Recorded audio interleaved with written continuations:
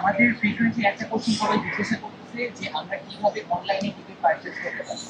আমাদের অনলাইনে টিকিটটা খুবই সিম্পল, খুবই সিম্পল। মানুষজন জাস্ট আসবে, নিজের মতো সে তার সিট চুজ করবে, তার নাম ইনফরমেশন এবং ফোন নাম্বার দিয়ে দেবে, নাম ইমেল ফোন নাম্বার দিয়ে পেমেন্ট করবে অ্যান্ড ডান। আর কোনো সমস্যা নেই। এখন এর উপরে কেউ যদি বলে যে ভাইয়া আমি আমার সিট সিলেকশন নিয়ে এই প্যারাটা নিতে চাচ্ছি না, আমাকে অটোমেটিক্যালি সিট দিয়ে দেন, আমাদের একটা টুল আছে অটোমেটিক সিট সিলেকশন, ওটার মধ্যে ক্লিক করে খালি কয়টা সিট লাগবে এটা বলে দিবে অ্যান্ড দ্যাটস ইট। মানুষজনের হ্যাসেল যতটুকু কমানো যায় আমরা সেই দিকেও যথেষ্ট চেষ্টা করছি। অ্যান্ড আরেকটা কোশ্চেন আসে যে আপনার তারা টিকিটটা পাবে কিভাবে।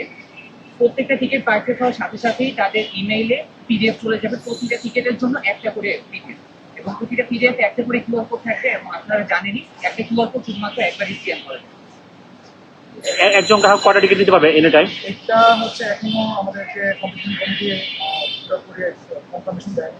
তো যখন এটা দিয়ে দিবে আমাদেরকে যে কয়টা নিতে পারবে এবং অলসো কালকে টিকিট ছাড়ে কয়টাই ছাড়বে, এটাও এখন আমাদের পুরোপুরি জানানো হয়নি। এটা তো আসল বিষয়। আপনারা একটা কি চুক্তি করলেন তাহলে আজকে? এটা তো আসল মূল বিষয়। কালকে খেলা, কালকে শুরু করবেন, তো কটার সময় শুরু করবেন? প্রেস কনফারেন্সের মূল্য কি? সিস্টেমটা এমন ভাবে বানানো হয় যে আমাদেরকে যদি তারা 5 মিনিট আগেও কোনো ইনফরমেশন দেয় আমরা সেটা ইনস্ট্যান্টলি করে আপ করে দিতে পারি। না ঠিক আছে, সেক্ষেত্রে আমরা যে জানাই